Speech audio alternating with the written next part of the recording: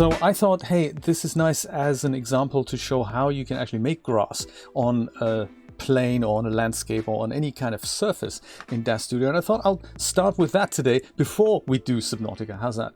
Jay Grows Grass, exactly, the new and exciting organic channel. I love it. Yes, we should have that organic channel. This is what I came up with. This is my iteration of grass. So this is I thought I'm dedicating that as the official thumbnail to today's episode. So this is essentially one single stalk of grass, super low poly, that's modeled in Blender and then duplicated a couple of times so that there's a group of grass stalks that have a little bit of variation. And then we take that whole clump into DAZ Studio and tell UltraScatter to scatter it all the way around a plane. And I tried this with a plane, but a plane is just super flat, so you get more variation in it if you have varying type of ground. So I've exported a landscape out of Blender, just a small plane that has a bit of variation. And this is what it looks like. Let's make this thing from scratch, because I thought that's a great start into the Saturday, isn't it? Oh my god, the Always On Grass channel. I love it when things just move a little bit, that'd be good. Thank you. I get 11 out of 10 for effort. Or is it overkill? Answers on a postcard. I'll start by showing you the previous grass scene. Do I still have that? Yeah, grass.duff. There we go. That's it. It's very unspectacular. If I think about it, very unspectacular. Let me just go and put my pointer focus on so you can see what I'm clicking on. Pointer focus, there we go. Yeah, this is what it looks like. It's not too heavy. I mean, the grass has a subdivision surface modifier on it to make it look round. So this is, grass 1.0. We're going to make grass 2.0. It's going to be exciting. And, lighting is, of course, debatable. I just use the regular HDRI that comes with DAZ Studio. But yeah, this is all one piece of grass. And I think if I go and turn the whole UltraScatter thing away, then this is the landscape onto which the grass grows. And I think the actual clump of grass that is here, that is just underneath. Yeah, there we go. That's the grass. So 4 stalks, and they look nice because, well, now they look nice. They have the subdivision surface modifier applied to it. If I go make that base resolution, this is what they really look like. So totally not so good, but I wanted to deliberately keep the geometry down so that it's as low poly as I could possibly make it. Are we ready for this? Woohoo! Mr. Emerga is here, all the way from Belgium, and it works all the way in Belgium. I like that. Good to see you, Emerga. Very good to see you. Let's use Blender 3.0 now. Let's use Blender 2.92. Let's do that and start this thing from scratch. I'm going to start with a circle, actually, flat circle, and I'm going to make it so that the circle isn't actually round. I want him to have just 3 vertices, really, so that it's a triangle, and that makes the whole thing extremely low poly. So this is literally the lowest geometry I can get for a grass stalk that is 3-dimensional still. I don't want to make it 2-dimensional, so 2-dimensional would just be like a flat thing that is, if you look at it from the side, it just doesn't appear. And the radius, I think 1 meter, maybe a bit overkill. Maybe make that, divide that by 3, so that we have something like this. That's cool. And now I'll go into edit mode with everything selected. I'll go and hit E for extrude, and then I'll hit enter right away, so we have that extrusion literally on top of one another. But now I can go and hit G for grab and Z, so I can go and extrude that guy out like so. And that's the first thing in grass 2.0. We can make that a bit longer later if we wanted to. That I'm gonna scale this in a little bit so that the whole thing goes goes up. I'm gonna go and E, enter again, and then I'm gonna go and grab Z that out again, maybe make that a little bit taller, and scale that in again. And now for a bit of variation, I might just go and topple the whole thing to the side, so like as if the grass bends a little bit. I think I can also go and rotate that if I wanted to, so give it a bit of variation in there. and maybe that's a little bit too much. I don't know. There, like so. So E, enter, and then we'll give it one more extrusion, and then we'll close it up at the top. And those of you who are, those of you who are good at modeling in Blender will probably come up with much better results. But for my experiment, it's gonna be just fine. This is my grass stalk here. I'm now beginning to think perhaps it's a bit too thick, but we'll get the picture. We'll be okay. Hey, that's grass for you. That's cool. One object of grass. I might go and rename that actually. Call it grass. And now I'll go and Shift D the whole thing and move it slightly further over here. Maybe scale that down a bit. Rotate that around. In fact, rotate that, just, you know, have it at an angle. And I'll just keep doing that a few times. Shift D. Put that guy here. Make him rotate further over there, and maybe like that. Whoops. Well, anything will do, really. Anything to have a bit of variation. Maybe make one more. Shift D.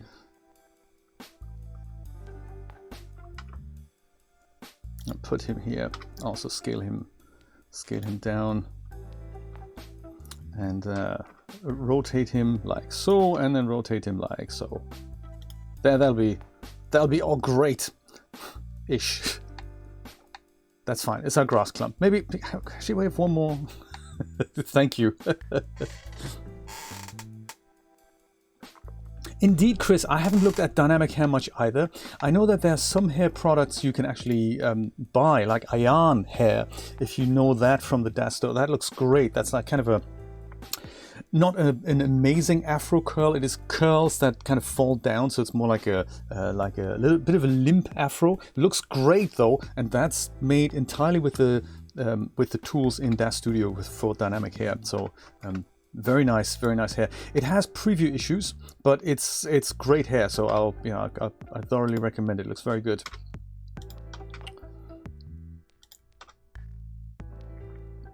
Kind of like this. That's okay. 5. That's it. That's our grass clump. And you know, be that as it may, I'm gonna go and select everything and hit Control J to turn all these things into one object, and that'll turn them into a single group that I can now use in DAZ Studio. Perhaps grass.004 is not a particularly great name. I'll just call it grass. And I mean, I don't really have to do that, but I might as well, while I'm here, go and UV map the whole thing. Smart UV project will probably be okay, just in case I want to give the tips a little bit of a different color at one point. Not that I plan to do that, but you know, let's be professional about this, shall we? Let's go and export that, and export that as OBJ in my special folder that I've made yesterday for that. I think I'm going to get organized for 2021. I'm trying hard.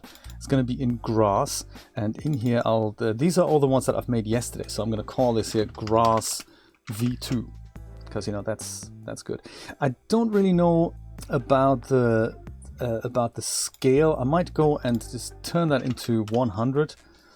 We're probably going to have to scale that down quite dramatically in DAZ Studio, but you know, be that as it may. I'm going to go save my scene as well, and I'm going to call this one grass v2, just so that in case there's a computer crash, we can recover from that. Okay, let me go make a new scene and import my little body. Let's see what happens.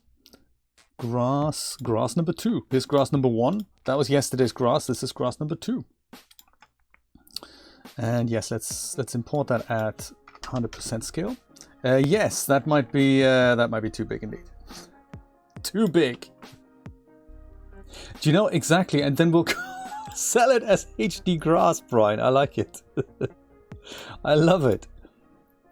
Maybe make that a bit smaller. I mean, it doesn't have to be to scale, and I think it's still a little bit chunky on the bottom here. So, but it's okay. We're gonna be okay. It's just a demonstration. I'll go and give it a nice color while we're at it.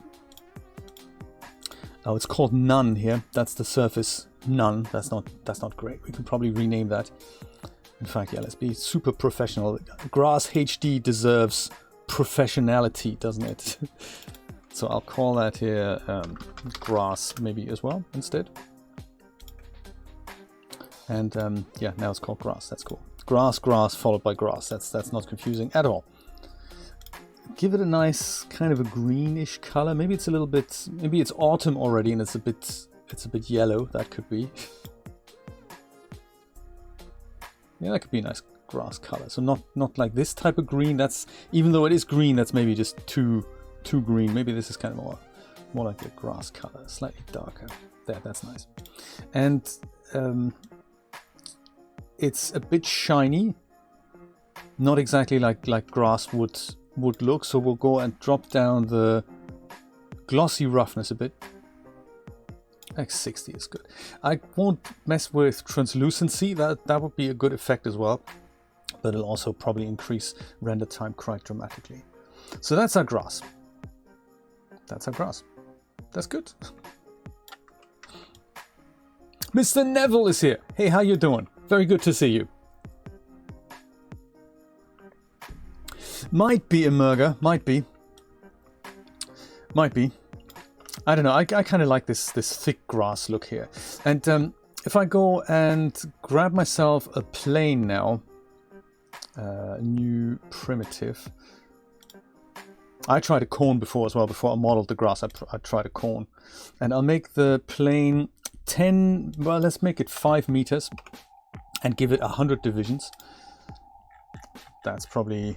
Is that too big? Is that too small? Yeah, the grass is still a bit big, isn't it? So let's go and make the plane larger. Let me go and create that again and make it a 10-meter plane. There we go. That's a good starting point. I'll give the plane a bit of a darker shader as well. Kind of brown-ish. Make it dark. That's kind of, you know, the turf underneath the grass, I'm imagining. And it too is a bit shiny.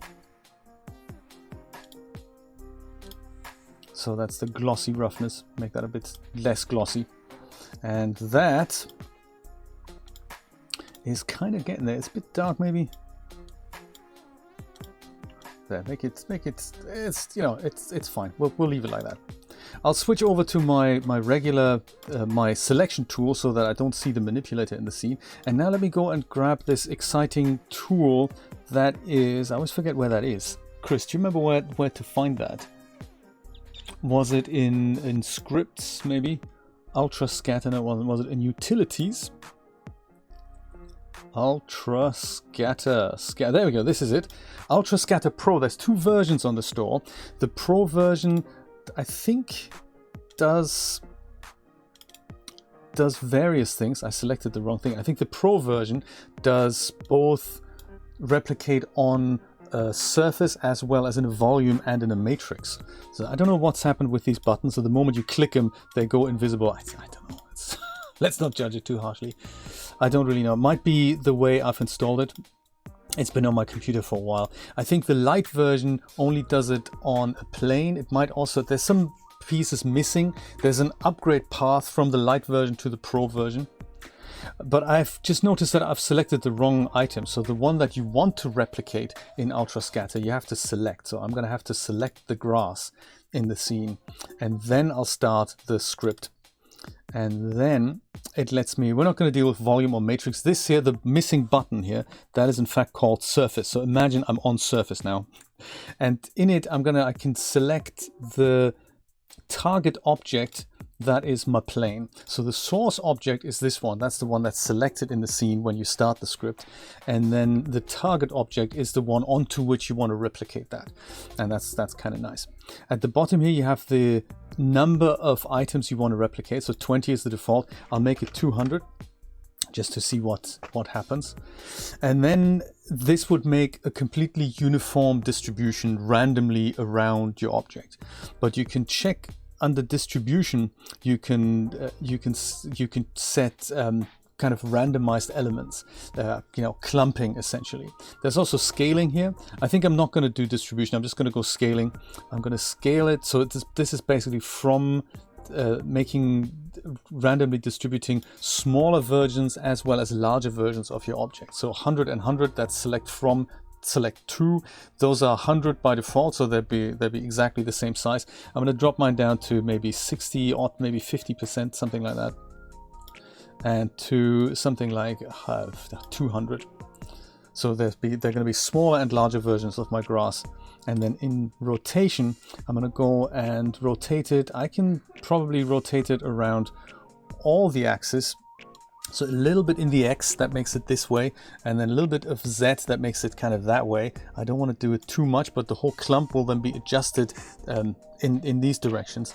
And then Y, I can probably go and do it up to 180. So that's how it'll rotate this way. And then I'll go and hit surface scatter and watch the magic happen. See if it actually does work. But yours is in scripts, right? Okay, that's probably on the regular content library tab, right? There we go. So this is what it looks like. Again, the grass is a bit too chunky. I might just slim that down a little bit and then try again. Also, we need more iterations of the grass. And I think the left-right adjustment is a little bit too steep for my liking. So I'll go and do all these things. Let's go and take this thing away. Actually, the whole thing is parenting itself under the plane object.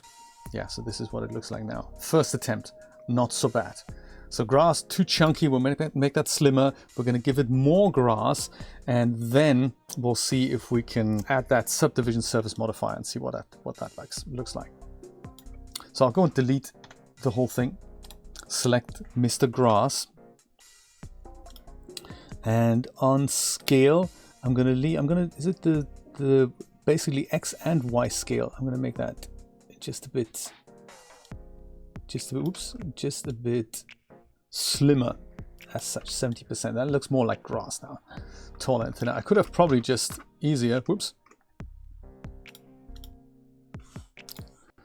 I could have probably just scaled the whole grass, make that taller. That'll have the same effect. I might do that. That's more like grass now, isn't it? That, and make it smaller. Goodie. Let's try that again. So with grass selected, double click UltraScatter, and it has forgotten all my values, sadly. That's because I might make it 1000 now. That's because I've deleted the previous one. If you don't do that, it'll remember what you've set there, so that's quite nice. Let's go make that kind of 60 and up to 200 something.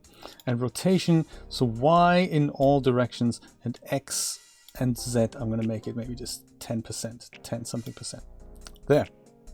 And can't scatter yet because I haven't told it where to scatter it to. Let's scatter it on the plane, and boom! Let's see. Yes, Jean, I did. Jean, sorry. Either way, welcome, good morning. Yes, it was. I've just created it in Blender. I've just shown how to do that in Blender. It's very simple to do. I'm going to turn this into a little clip here. This I just thought I'd crack open the sundae with this. And there we go. Now we have grass. That's kind of nice. And it looks spectacular. It's good. I like it. Filament draw options. I'm going to make it a bit brighter here. There, looks more like a bright sunny day now, and it doesn't have a proper shader on it. It's just green, but you know, you can see what's easily achievable with just super simple geometry and UltraScatter. So UltraScatter is one of my favorite add-ons for DAZ Studio. It's very cool. I like it. I'll put a link in the description of the clip once I make that. But yeah, there we go. Whoa, grass.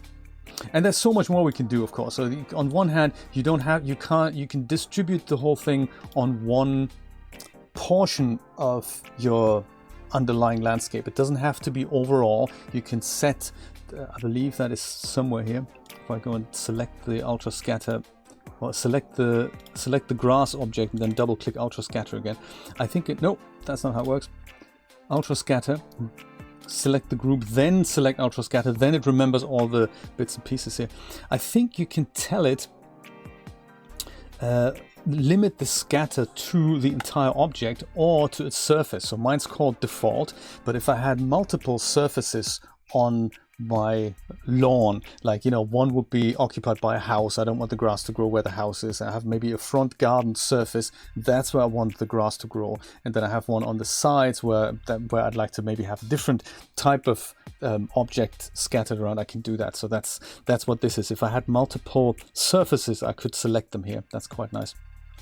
So yeah, very nicely done, Howie. HowieFarke is the creator of this exciting little tool. Let me go and add the subdivision surface modifier now to the grass. It looks very chunky here, and these objects are replicated as instances, so it's still referencing my original grass object.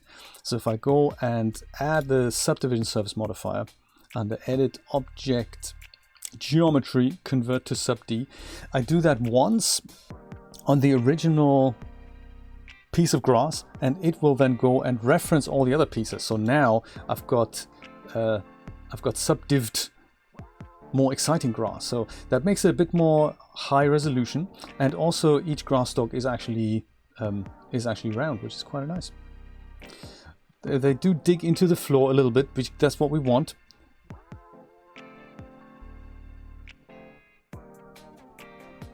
Yeah, nicely done. I think I'll try it one more time, but this time not on a plane. This time I'm going to bring in a landscape from Blender, so we have not just a flat thing that grows grass, but something that's a little bit more hilly. Let's do that. I'll go and take UltraScatter away and the plane away again, and I'll go into Blender one more time. Here, this is how I've made it in Blender. And this was literally just a very simply extruded thing. There's many other ways to do that, but I think I've saved it, haven't I?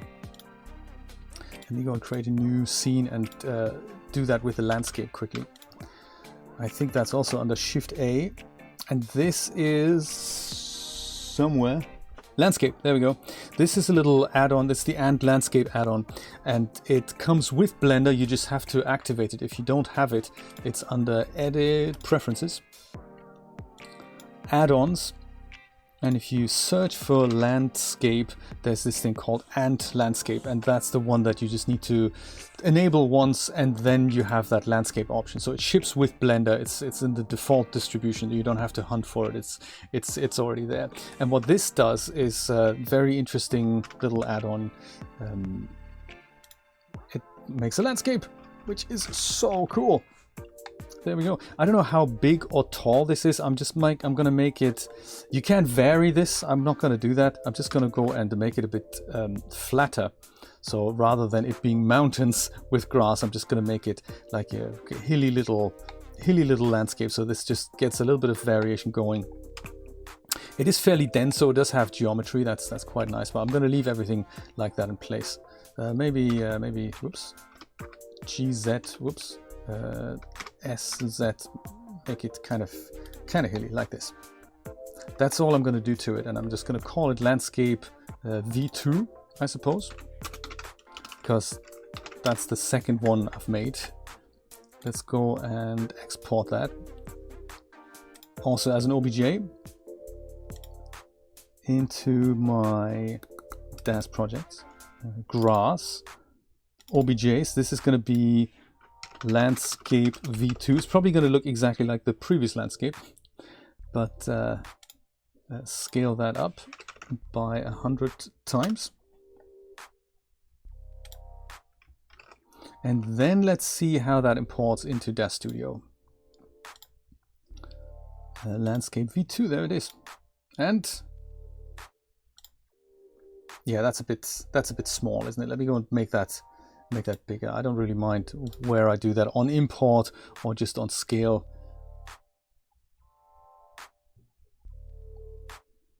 Yeah, there we go. 500 times bigger. Just kind of a ballpark. Scales in Blender versus DAZ Studio, they're very, what are they again? 100 times difference. So our grass is now kind of underneath here, but that's cool. This is our original grass object. We're going to leave that as it is. It might as well not be in the scene. That's quite nice. And on my landscape, I'll give it does it have a surface? Yes, it does. It says none, so I could rename that as well. I'm not going to do that. I'm going to go and just give that a little bit of a ground shader here. Something along the lines of something dark and brown. Eugene Grisman, thank you so much for following. I appreciate that, my friend. Thank you. Welcome to the stream, if you're watching. If not, enjoy the channel. Nice to have you. So I'll make it kind of brownish, like so. There we go. But it looks like a chocolate mountain, and that's just because it's a bit too shiny. Let's go under glossy roughness and crank that up. Less chocolatey now. More like turf. So now I'll go and select my grass again. Under smart content, I'll double click, double scatter, ultra scatter, and I'll tell it to put it using my grass. This is a scatter object up here, and the target object is going to be the landscape. And I think we said 2000. I might try that again. Maybe a few more. Maybe I'll make it 4,000.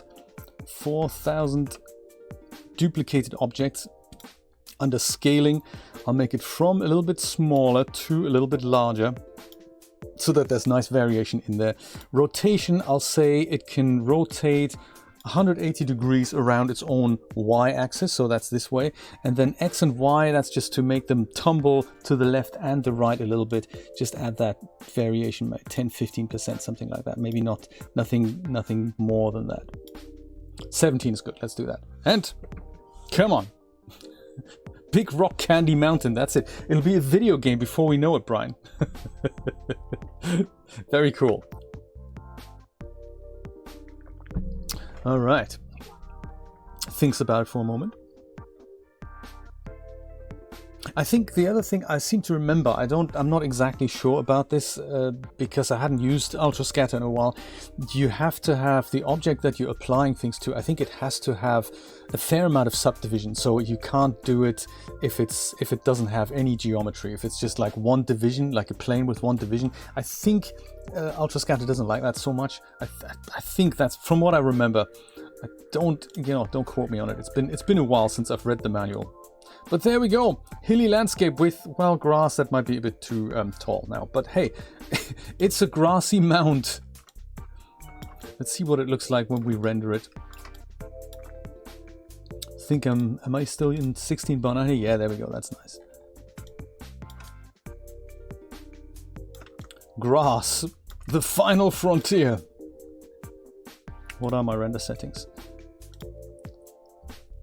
Well, 200 iterations plus the denoiser is probably going to be just fine. Let's see, shall we? Big surprise, the big reveal of Grass version 2.0. There we go, that's not bad. I can take that into Photoshop now, put a little background behind it, and then just make it, make it grass. And it makes for a nice background. You can add depth of field, you can have all kinds of fun with it. There we go, that's the grass. Freshly grown in Blender and in DAZ Studio. I thought I'd share this with you, and I'm gonna take this out as a clip, and I hope you liked it. Come to think of it, I believe I've forgotten something actually. The size variation, even though I've put that in, hasn't been acknowledged. I mean, it looks nice, I do like it, I must say I do like it, but I think every clump of grass is still the same size. I don't think they're different sizes at all, and I think it's because of a parameter that I've forgotten to set. So if I go onto my landscape up here, and then I go and select the UltraScatter Pro group, and then I head over back and double click the UltraScatter script, then it'll see all the parameters that I've added there before, and under scaling there's this little variance slider here. So although I've got my values here from 50% to about 230%, I think they only come into effect if I set the variance to 100%. So at this point, I think that's how it works. This and that is acknowledged to both extremes. If I were to put this to, say, 50%, I believe this would be seen as 75%, and this would be seen as, well, let's say 150%. I think that's how it works. So let me just try this out again. I'll crank this up all the way to 100%, and then I go and surface scatter this whole thing again. It's kind of cool. Everything just starts being calculated again. And I think at that point I will see a size variation. I just thought I'd let you know this because that is something that might or might not catch you out. And does it look any different? It's, I don't know, does it? I can't tell. Maybe it doesn't. Yes, actually now I can see that some of the grass stalks are much taller than the others. So it now looks as if this is now the overgrown grass look that we didn't have before. So there we go.